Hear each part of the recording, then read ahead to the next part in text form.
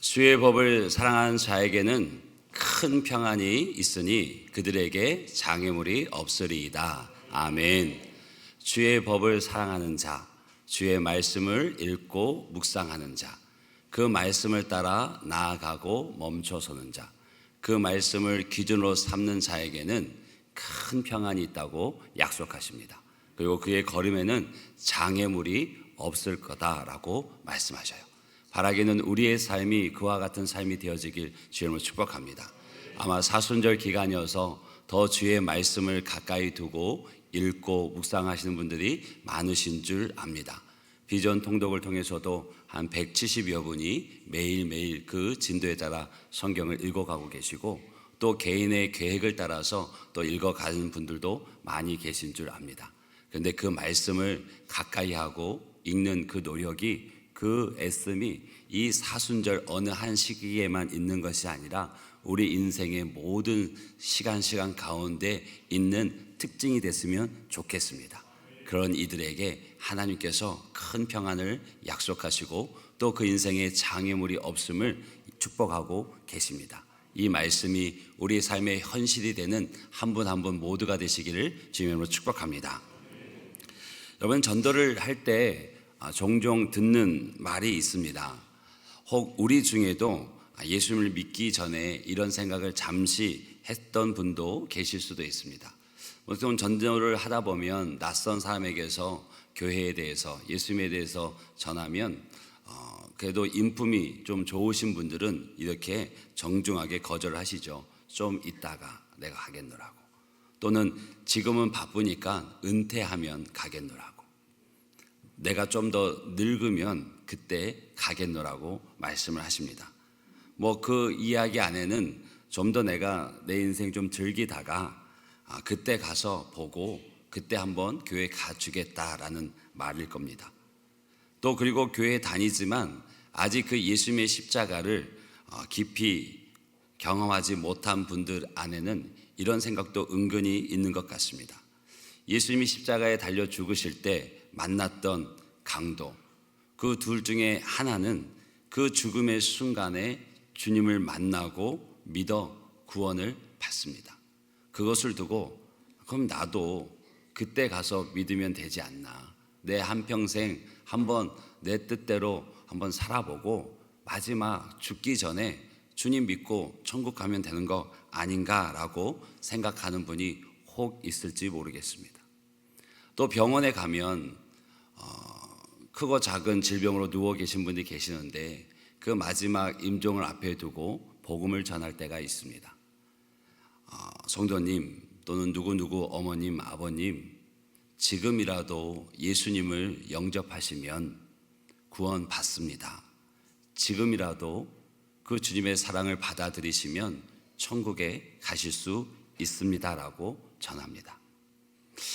그러면 이런 모든 상황들 속에서 모태신앙으로 오랫동안 30년, 50년, 80년을 신앙생활한 나와 하나님을 믿은 지 하루도 되지 않은 병석에서 누워있는 그분과 동일한 구원을 받는 것이 공평한가? 라는 생각을 혹 해보신 분이 있을지 모르겠습니다. 왜 그런 생각을 하게 될까요? 그리스도인으로서 살아가는 것이 생각보다 쉽지 않기 때문에 그럴 것 같습니다. 세상의 즐거움과도 거리를 두어야 하고 하지 말아야 할 것, 참아야 할 것, 또 다른 이와의 관계 속에서 받기보다는 주는 것에 익숙해져야 되고 나보다는 타인을 위한 삶을 살아야 하는 것, 그것에 대한 부담, 여러 가지 마음의 어려움을 느끼고 있어서 그럴 수도 있을 것 같습니다. 좁은 문, 좁은 길이 정답인 것은 우리가 압니다. 왜? 그 좁은 문에, 그 좁은 길에 예수님께서 계시는 것을 알기에 우리는 그 길, 그 문으로 가기를 다짐하고 또 애씁니다. 그런데 삶의 쾌락, 물질적인 풍요가 우선되는 이 세상 속에서 나 홀로 그 길을 걷는다는 것이 쉽지 않습니다. 그런데 그런 삶을 덤덤히 살아가고 있는 나와 세상 즐거움 다 누리다 눈 감기 전에 하나님 믿는다고 고백한 사람이 동일하게 구원을 받는다면 불공평하다는 생각이 들지 않을까요? 억울한 거 아니냐고, 서운하고 괜히 손해보는 거 아닌가 하는 생각도 드는 것이 어찌 보면 당연한 생각일 수도 있습니다. 오늘 함께 읽은 포도원의 품꾼, 이 이야기가 그것을 어느 정도 말하고 있습니다. 비유의 내용을 다시 한번 기억해 보시면 이 비유는 천국에 대한 비유입니다. 천국은 마치 무엇과 같으니라고 말씀을 시작합니다. 즉 천국의 특징, 원리를 가르치시려는 주님의 마음이 담겨져 있습니다. 참 주인은 포도원을 소유한 사람입니다. 포도원에 추수할 때가 되어서 일꾼들이 필요로 해서 인력시장에 나아가서 일꾼을 부르려고 이른 아침에 장터에 나아갔습니다. 그리고 그때 만난 일꾼들에게 하루 품삯인 한 데나리온을 약속하고 포도원에 가서 일을 하게 합니다. 당시 유대 사회에서 아침 6시부터 저녁 6시까지 일하는 것이 보통이었습니다. 그래서 여기서 얘기하는 이른 아침은 아침 6시가 되어집니다. 그리고 주인은 그 이른 아침 시간 오전 6시에만 그 장터에 나가서 일꾼을 부른 것이 아니라 그 이후에도 4차례나 더 나갑니다. 오전 9시, 성경에 나오는 제3시, 제6시, 제9시, 제11시에 숫자 6을 더하면 오늘의 시간이 되어집니다. 그러면 제3시는 오전 9시가 되겠죠. 그때 가서도 장터에 있는 사람들을 불러다가 포도원에서 일할 수 있게 합니다. 그리고 상당한 보상, 합당한 보상을 약속합니다. 그리고도 오후 낮 12시에도 나가고 오후 3시에도 나가서 그렇게 일꾼들을 불러옵니다. 그리고 마지막 해가 질 무렵, 이제 11시, 오후 5시, 1시간 뒤면 일이 마쳐지는 그때에도 이 주인은 나아가서 사람을 찾습니다. 일을 찾지 못하고 하루를 허비한 그들을 불러서 포도원에서 일할 기회를 제공합니다. 일할 수 있는 시간이 1시간밖에 남지 않았는데도 이 오후 5시까지 포도원에 가지 못하고 장터에 빈둥거렸던 그 사람들은 일을 하기 싫어서 빈둥거린 것이 아니라 자기를 고용해 주는 사람이 없어서 기다리고 있었던 것이죠. 그래서 그 시간까지 서성거리고 있었던 겁니다. 근데 이제 해가 저물자 주인은 그 오후 5시에 불러온 사람부터 늦게 불려온 사람들부터 그 하루 삭슬 지불해 줍니다. 청지기를 통해서 그 일들을 하게 되어지는데 5시에 와서 1시간 일한 사람에게도 한 데나리온을 줍니다. 그리고 3시간 일한 사람에게도 6시간 일한 사람에게도 9시간 일한 사람에게도 12시간 일한 사람에게도 한 데나리온씩 품삯을 줍니다. 이때 주인에 대한 원망이 시작됩니다. 원망하는 사람들 누굴까요? 당연히 가장 먼저 이른 시간 새벽 아침 6시에 일을 시작한 그 사람들이 원망하기 시작하고 불평을 쏟아내고 그렇게 하면 안 된다고 말합니다. 그때 그때 주인께서 뭐라 얘기하냐면 친구여, 내가 너에게 잘못한 것이 무엇이냐? 너에게 잘못한 것이 없다. 내가 너를 불러 고용할 때 한 데나리온의 품삯을 약속했고 그것을 내가 너에게 주지 않았느냐? 내가 내 것을 내 뜻대로 쓰는 것이 무엇이 잘못됐냐라고 묻습니다.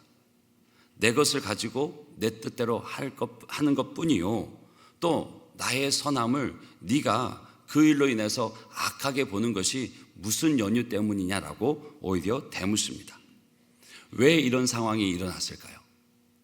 이른 아침 일찍부터 일하게 된 일꾼들 최장 12시간 가까운 이 시간을 일했을 것입니다. 그래서 그들이 원망하며 한 말도 우리가 온종일 이 땅볕에서 땀을 뻘뻘 흘리며 일했는데, 그렇게 수고했는데 어떻게 그렇게 수고한 우리와 이제 막 와서 1시간 겨우 일한 사람과 그 대가가 똑같습니까? 라고 묻는 거죠. 달라야 된다고 얘기합니다. 공평하지 않다라고 얘기를 합니다.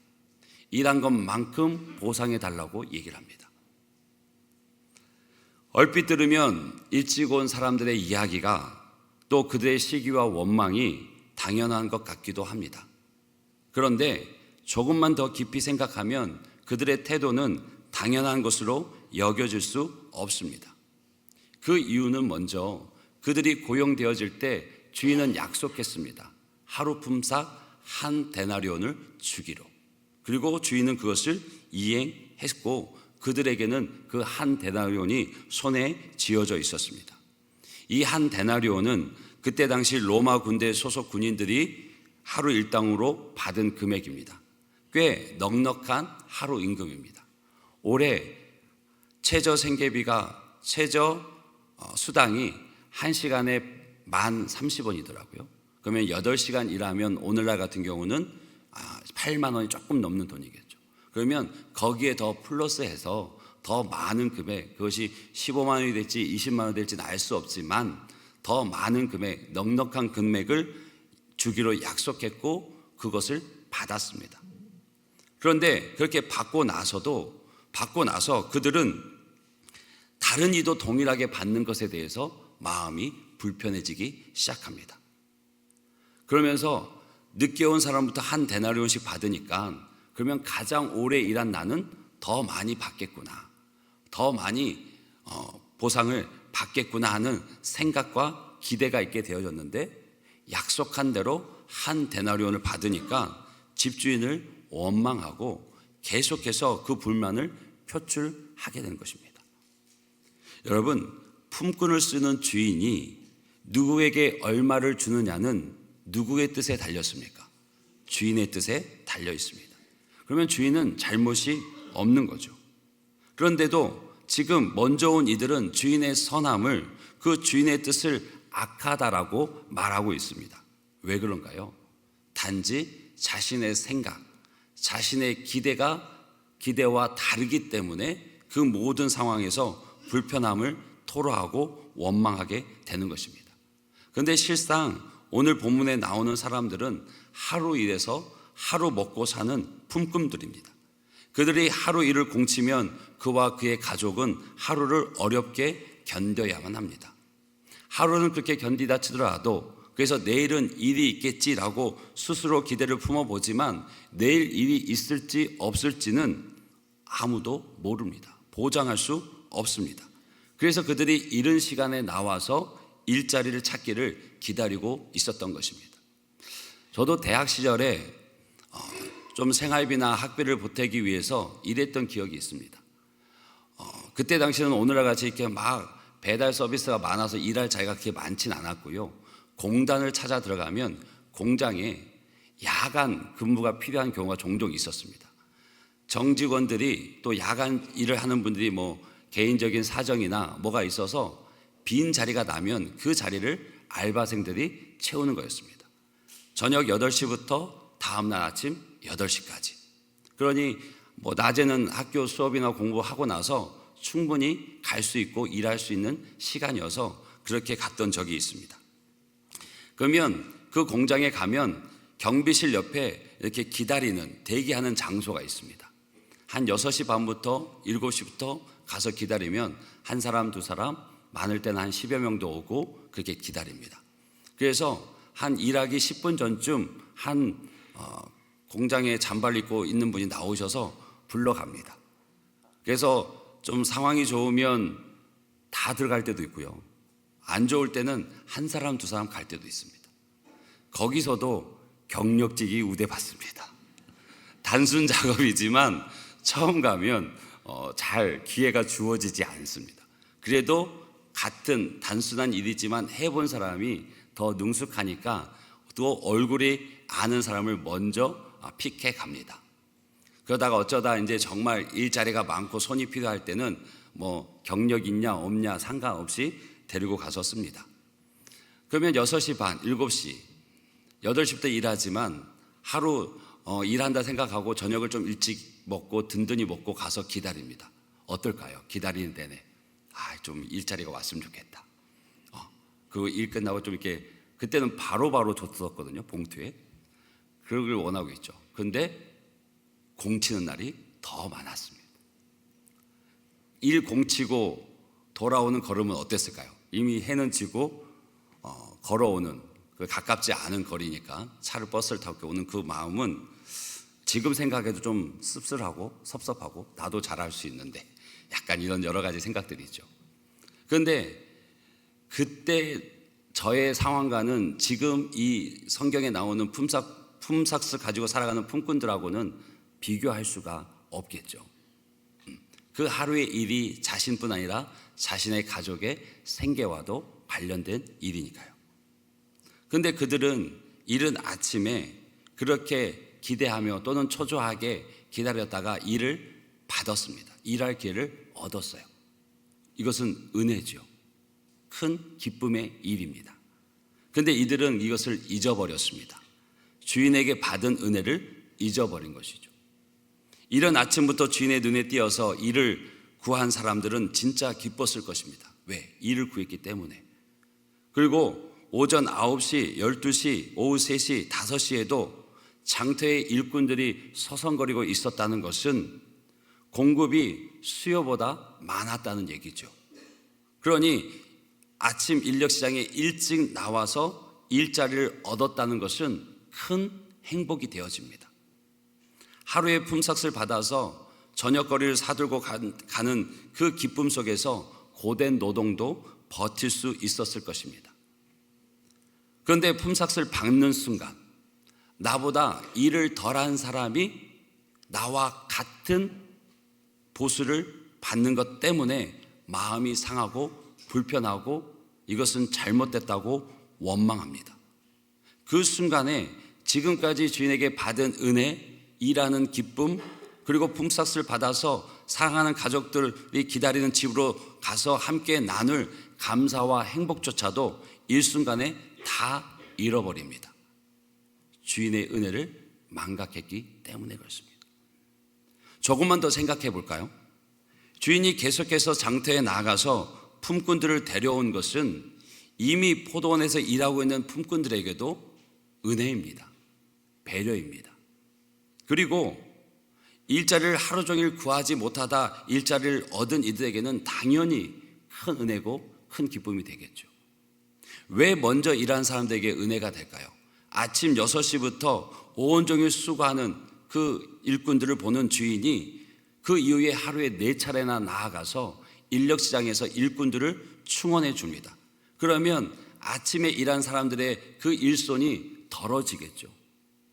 몇 명이 되는지는 알 수 없지만 내가 해야 될, 하루 온종일 해야 될 그 일에서 시간이 갈 때마다 4번이나 인원이 충원됐다면 그 일의 무게는 가벼워졌을 것이고 내 피로는 덜해졌을 것입니다. 그렇기에 이것이 주인의 은혜고 또 배려입니다. 오후 5시, 이제 일이 1시간밖에 남지 않았지만 그때에도 인원이 들어와서 일손을 도왔다면 여러분, 모든 일의 시작도 참 중요한데요, 마무리가 힘들잖아요. 여러분 10시간, 11시간 일하고 마지막 1시간 그 일을 마무리할 때 얼마나 몸이 지치고 녹초가 됩니까? 하다못해 이제 계절이 바뀌니까 저도 이제 가끔 이제 집에 계절 바뀔 때마다 좀 이렇게 물건을 뒤집어 놓곤 하는데 처음에 시작할 때는 의욕이 넘칩니다. 그래, 오늘 시간도 좀 있고 내가 컨디션 좀 되니까 한번 다 뒤집어 보자. 그래서 막 다 꺼내서 막 뒤집습니다. 그런데 집안일이 별로 티도 안 나고 한 서너 시간 가도 별로 일한 것 같지도 않아요. 이제 그때부터 슬슬 지치기 시작합니다. 그리고 이제 분명히 정리할 게 눈에 보이는데 그냥 손 들어요. 그러면 이제 구원투수가 등장합니다. 저희 아내가 이제 마무리를 다 하죠. 이 마지막에 그 일에 매듭을 짓는다는 게 참 어렵거든요. 그런데 오후 5시에 사람들이 충원돼서 그 일을 함께 한다면 이것도 큰 배려고 은혜입니다. 주인이 이 말을 알고 있었는지 모르겠지만 결승점이 다가올수록 고통은 점점 증가된다는 말이 있어요. 주인이 이 말을 알고 있었던 것 같아요. 그래서 계속 인원을 마지막 오후 5시에도 충원합니다. 그렇다면 이들이 주인에게 갖는 원망과 그 태도가 어떻습니까? 옳지 않습니다. 오히려 주인에게 더 감사해야 하고 함께 즐거워하는 것이 바른 반응이고 기대되는 태도일 것입니다. 그리고 오후 5시까지도 일자리를 찾지 못했던 사람들, 그 사람들은 뭐 더 설명이 필요 없죠. 그날 하루 일을 공치면 집에 어떻게 들어가겠습니까? 가장으로서 또는 그 일에 해야 될 일들 때문에 힘들겠죠. 그래서 하루 종일 초조함과 불안함 그리고 괴롭고 지루한 시간을 보냈을 것입니다. 집에 있는 가족들 생각하면 그 시간들이 고통스러운 시간이었을 것이고 그것을 견뎌내야만 했을 것입니다. 어찌 보면 모든 희망을 포기하고 거의 자포자기 심정으로 그 장터에 서성이고 있었을 것입니다. 그러니 성경에 보면 놀고 있다라는 표현까지 씁니다. 이러지도 저러지도 못하고. 그런데 주인이 와서 그 눈에 띄어서 가서 일하자 했을 때 얼마나 기뻤겠습니까? 그리고 하루 품삯을 주어졌을 때 그들은 기뻤을 것입니다. 여러분, 이 부분 안에서 한번 또 생각해 보십시오. 만약에 먼저 일한 사람들의 방식대로 일한 만큼 계산해 주라고 차등을 두어서 공평함을 이루어 달라고 하는 그 말은요, 어찌 보면 다른 사람의 생존권을 무시하고 위협하는 결과까지도 초래할 수 있습니다. 왜냐? 그 하루에 필요한 품삯을 한 데나리온을 약속했어요. 아침 6시에 일한 사람들에게. 그러면 이제 1시간 일한 사람들에게는 얼마나 적은 양이 돌아가겠습니까? 오늘 그 기본 월급을 봤을 때 10,000원이라는 시간을 가져가는 사람과 80,000원을 가져가는 사람은 다르겠죠. 그런데 주인은 그렇게 하지 않았습니다. 한 가족이 하루 먹고 사는데 꼭 필요한 비용이 한 데나리온이라는 것을 알고 있었고 오후 5시가 되도록 써주는 사람이 없어서 빈둥거려했던 그 사람들도 가족과 한 날을 먹고 살기 위해서는 한 데나리온이 필요했습니다. 주인은 그것을 알았기 때문에 그들이 얼마나 일을 했는가에 대한 계산이 아니라 그의 하루 필요를 기준으로 해서 그 필요를 채워주었습니다. 이것이 은혜입니다. 은혜는 하나님 나라의 통치 원리입니다. 그런데 아이러니하게도 이 은혜가 먼저 일한 사람들의 원망을 사게 되고 불평을 사게 됩니다.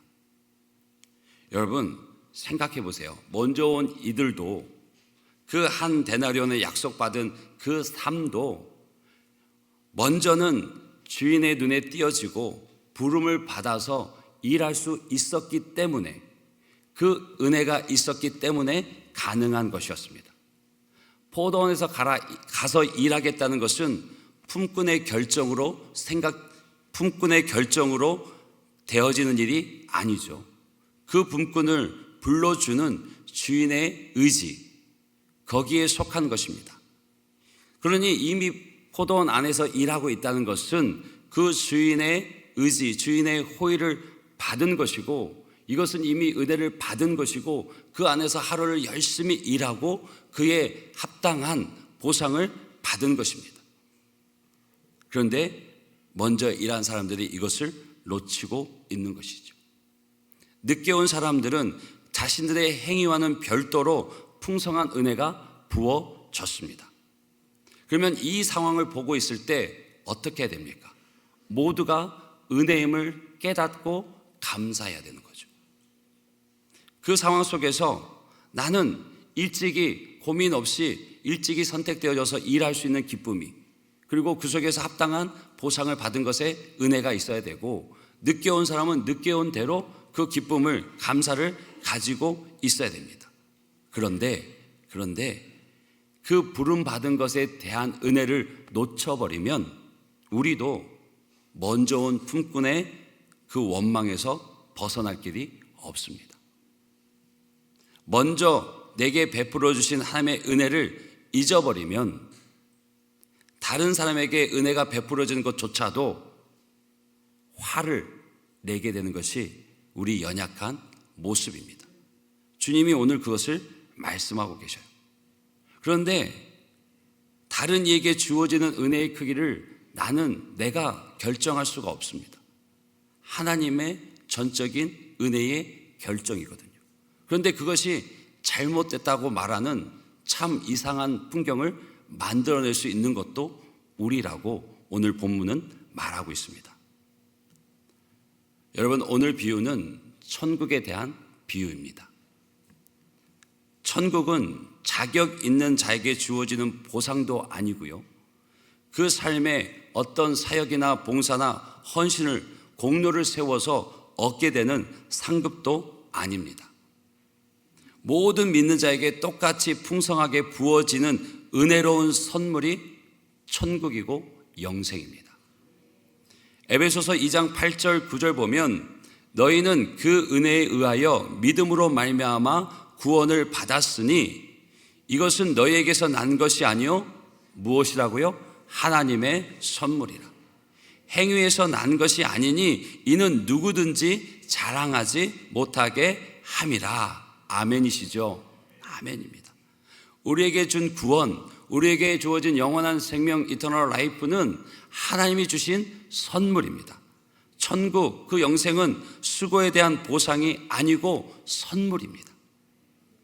오늘 마태복음 20장인데 바로 앞에 19장에는 어느 부자 청년이 주님을 찾아와서 이렇게 묻습니다. 주님, 내가 무슨 선한 일을 하여야 영생을 얻겠습니까? 그래서 그 질문이 참 어이없는 질문이지만 주님께서는 방법을 일러주십니다. 그런데 그는 재산이 많은 거로 근심하고 떠납니다. 그가 떠난 이후에 주님께서 제자들에게 말합니다. 부자가 천국에 들어가는 것은 낙타가 바느길을 통과하는 것만큼이나 어렵다라고 말해요. 그랬더니 베드로가 또 바로 질문을 합니다. 그러면 우리는 다 버리고 주님 따랐는데 우리에게는 무엇을 주십니까? 우리가 무엇을 얻을 수 있습니까? 라고 물어요. 이 질문도 참 답답한 질문이죠. 그 안에는 보상의 개념이 들어있어요.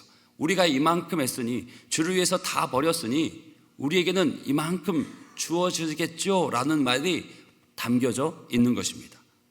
그런데 주님이요, 그 마음을 알지만 매몰차게 뭐라 하시지 않고 마태복음 19장 29절에 이렇게 말씀하십니다. 또 내 이름을 위하여 집이나 형제나 자매나 부모나 자식이나 전토를 벌인 자마다 여러 배를 받고 또 영생을 상속하리라. 현세에도 여러 배를 받을 것이고 내세에서도 영생을 상속한다라고 말하고 있습니다. 여러분, 믿음의 그 길을 걸어가면서 주를 위한 헌신의 삶 속에 보상은 있습니다. 하나님께서, 주님께서 그걸 약속하셨어요. 그 많은 구절 중에 두 구절만 함께 살펴보면 로마서 2장 6절에도 하나님께서 각 사람에게 그 행한 대로 보응하시되 갚아주신다 그래요. 그리고 요한계시록 22장 12절에 보면 예수님께서 마지막 말씀을 하시는 한 부분에도 이 말이 담겨져 있습니다. 우리 한번 같이 읽어볼까요? 보라, 내가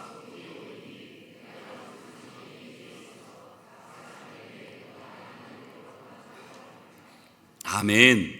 무엇라 말씀하세요? 내가 속히 올 거야. 그리고 내가 와서 너희들 행한 대로 다 갚아줄 거야. 너희에게 상을 줄 거야. 이것을 보게 될 거야 라고 말씀하세요. 우리의 삶 속에 그 수고와 헌신 속에 주를 위한 그 모든 것 위에 하나님의 보상이, 하나님의 갚아주시는 은혜가, 복이 있습니다. 그런데 이 보상을 공평함의 관점에서 보게 되어지면 결국 먼저 온 품꾼들과 같은 원망과 태도가 나올 수밖에 없다는 거죠. 공평함은요, 자격, 권리가 전제되어지는 말입니다. 어느 자격을 갖추어야, 어느 정도, 어느 권리를 갖추어야 공평함이라는 말이 성립이 되어집니다. 그런데 은혜라는 말은요, 받을 자격이 없는 사람에게 주어지는 호의입니다. 그러니 그 말이, 두 말이 같이 쓰일 수가 없습니다. 구원, 영생은 하나님 나라에 들어가서 일하기 전에 이미 얻은 것입니다. 하나님 나라에 들어가서 일한 후에 대가로 구원과 영생을 얻는 것이 아니라는 거죠. 구원은 오직 예수 그리스도로 말미암은 줄 믿습니다. 오직 예수 그리스도께서 십자가의 죽으심으로 말미암아 우리의 모든 죄가 대속되어지고 또 그분의 살으심으로 말미암아 우리도 부활의 소망을 갖게 되어지고 다시 오실 것을 약속하시며 승천하신 그분을 바라볼 때 우리는 소망을, 우리는 은혜의 삶을 걸어가게 되어집니다. 그것을 믿을 때 우리는 이미 구원받은 하나님의 자녀인 줄 믿습니다. 이미 우리는 하나님의 자녀고 이미 은혜를 받은 사람들입니다. 그러면 그 이후에 주님 앞에 헌신하고 믿음의 길 속에서 그 길을 걸어가는 이유, 좁은 문 좁은 길을 걸어가는 것은 내게 주신 은혜가 너무 커서 정말 하늘을 두루마리 삼고 바다를 먹물 삼아도 다 기록할 수 없고 다 갚을 수 없는 너무나 큰 은혜이기에 그 은혜에 대한 감사와 감격, 기쁨 속에서 내 작은 생명 하나, 내 작은 삶 하나, 내 가진 그 작은 것 하나라도 주를 위해 쓸 수만 있다면 이것이 영광스러운 일이 되어지는 거죠. 그것이 모든 신앙생활의 기초고 먼저가 되어집니다. 우리가 무언 일을 해서 선행을 해서 더 많은 것을 들여서 더 많은 무엇을 해서 구원을 얻어내는 것이 아닙니다. 그 보상으로 구원이 주어지는 것이 아닙니다. 하나님이 먼저 전적인 은혜로 우리를 구원해 주신 줄 믿습니다. 그 은혜가 내게 먼저 임하고 그 이후에 우리의 삶의 목적과 방향이 달라지게 되는 거죠. 왜 살아야 하는지, 왜 그렇게 주를 위한 삶이 내게 기쁨이 되는지, 그것은 십자가의 은혜, 하나님의 자녀된 사람들을 많이 아는 은혜고 기쁨이고 능력이 되어집니다. 바라기는 우리 모두가 그런 하나님의 사람들 되어지길 주님으로 축복합니다. 그래서 예수님께서요, 베드로의 그 질문에 답하실 때 영생을 보상으로 얻으리라라고 말씀하지 않고 영생을 상속하리라라고 말씀하셨어요. 상속은 유산을 상속받는다는 개념입니다. 상속자는요, 보상으로 유산을 획득하는 것이 아니라 자식이기 때문에 유산을 상속받는 것입니다. 이 영생의 상속은 예수 그리스도를 믿음으로 하나님의 자녀된 자들이 성령을 모심으로 말미암아 이미 현재적으로 누리기 시작한 것인 줄 믿습니다. 그 은혜가 먼저 주어진 거예요. 우리는 하나님의 자녀가 되었기에 그 영생이 상속되어지는 것입니다. 그 이후에 삶이 나오는 것이죠. 여러분, 오늘 말씀을 기억하시면서 한번 스스로 답해 보십시오. 내 삶 속에 이미 구원을 얻은 사람으로서 살아가는 이 하루가 세상의 욕심, 세상의 물질로 채우고 채워도 채워지지 않는 그 가슴에 허전함을 끌어안고 살아가는 사람들과 비교했을 때 누구의 삶이 더 행복할까요? 그리고 내가 이른 아침에 온 일꾼이라고 자신 있게 대답할 수 있는 사람이 우리 중에 누가 있을까요? 모태신앙이라고 해서 더 많은 봉사를 했다는 이유로, 오랜 시간 교회를 다녔다는 이유로 스스로를 아침 일찍 일한 일꾼이라고 말할 수 있을까요? 자신의 모든 것을 하나님을 위해서 내어드리고 바꾼 사도 바울을 볼 때, 아니면 그것이 너무 먼 이야기라면 우리 역사 속에, 우리 현실 속에 하나님을 목숨과 바꾸지 않았던 주기철 목사님, 손양원 목사님을 볼 때 과연 나는 이른 아침부터 일한 일꾼이라고 말할 수 있을까요? 여러분, 우리는요, 역사적으로 또 시기적으로 신앙적으로 마지막 시대를 살아가는 사람들입니다. 어떤 분은 지금의 시대를 문명의 황혼기라고 말하기도 합니다. 성경에서 일관되게 말씀하시는 것은 끝이 있다는 것입니다. 마지막 때가 있다는 거예요. 그런데 그 마지막 때 그 끝은 분명하게 말씀하시지 않고 감추어 두고 계십니다. 그러나 그 마지막 때에 일어날 일들, 징조는 기록하고 있습니다. 우리가 지금 세상 속에, 세계 속에 우리가 겪고 있는 그 일들 속에 그 마지막의 징조를 보고 듣고 느끼고 계시지 않으십니까? 지금 우리는요, 말세를 살아가고 있습니다. 종말을 살아가고 있습니다. 그 끝이 얼마 남지 않은 때를 살아가고 있는 것이 저와 여러분입니다. 이 말은 곧 11시 1시간을 남겨두고 주인의 눈에 띄어서 포도원에 들어간 일꾼들이 바로 여러분과 저라는 말씀입니다. 그러면 그런 이들에게 오후 5시에 불림받은 그들에게 나오는 그 입술의 고백, 그 삶의 고백은 무엇일까요? 시편 8편 4절 보면 이렇게 얘기합니다. 사람이 무엇이기에 주께서 그를 생각하시며 인자가 무엇이기에 주께서 그를 돌보시나이까. 도대체 사람이 뭐기에 그 주님께서 나를 생각하시고 도대체 내가 무엇이기에 주께서 나를 돌보십니까? 라는 고백이 나올 수밖에 없죠. 시편 116편 12절에는 우리 한번 같이 읽어볼까요? 시작. 내게 주신 모든 은혜를 내가 여호와께 무엇으로 보답할까? 이 고백, 이 삶이 나올 수밖에 없는 거죠.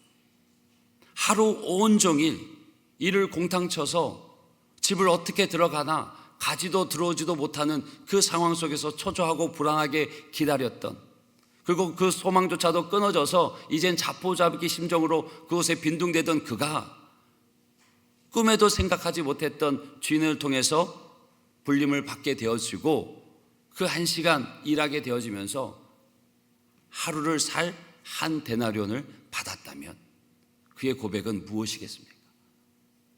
내게 주신 모든 은혜 내가 무엇으로 여호와께 보답하겠습니까? 그 1시간 일할 때 그는 얼마나 신이 나서 일했겠습니까? 남들보다 2배, 3배 아마 미친 듯이 기쁨에 차서 일했을 것입니다. 우리가 이 시간 함께 찬양할 텐데요, 이 찬양이 우리 과거의 고백이 아니라 오늘의 고백이 되어지길 원합니다. 그리고 우리가 주님 앞에 설 때에 변함없이 입술로 고백되어지고 삶으로 증거되는 고백이 되어지길 원합니다. 우리가 주님께서 말씀하신 모든 분분을 다 지켜 행했을 때도요, 우리가 할 수 있는 말, 우리 안에서 나올 수 있는 말은 이것밖에 없는 것 같습니다. 누가복음 17장 10절입니다. 우리는 무익한 종이라. 우리가 해야 할 일을 한 것뿐이라. 우리의 입술의 고백 속에는요, 저와 같이 무익한 종을 불러주셔서 주님을 섬기게 하시니 감사합니다. 이것이 은혜입니다. 무한 감사입니다. 저는 그저 할 일을 했을 뿐입니다 라고 말하는 고백밖에 없을 것 같아요. 하나님을 섬기는 사람, 하나님을 믿는 사람, 하나님의 자녀된 우리가 하나님을 섬기고 있다는 것, 하나님을 위해서 수고하고 애쓰고 있다는 것은 이미 은혜인 줄 믿습니다. 이미 우리에게 은혜가 주어져서 그것을 통해서 무엇을 얻고자 함이 아니라 너무 큰 은혜에 감격해서 이거라도 하지 않으면 내가 몸둘 바 몰라서, 이거라도 할 수 있으면 정말 내가 소원이 없을 것 같아서 드리는 헌신, 드리는 봉사, 드리는 물질이 우리의 삶이 되어지길 주님으로 축복합니다. 물론 보상은 있어요. 그런데 그 보상도 은혜 안에 있음을 기억해야 됩니다. 그 보상에는 하나님의 은혜가 먼저 주어졌음을 기억해야 됩니다. 그러기에 사도 바울처럼 다른 사도보다 더 많이 수고했지만 내가 한 것이 아닙니다. 모든 것이 하나님의 은혜입니다라고 고백하게 되어지는 거죠. 여러분, 오직 은혜입니다. 모든 것이 은혜입니다. 그 은혜 안에서 우리가 이 찬양 고백하고 하나님 앞에 더욱 가까이 나아갔으면 좋겠습니다.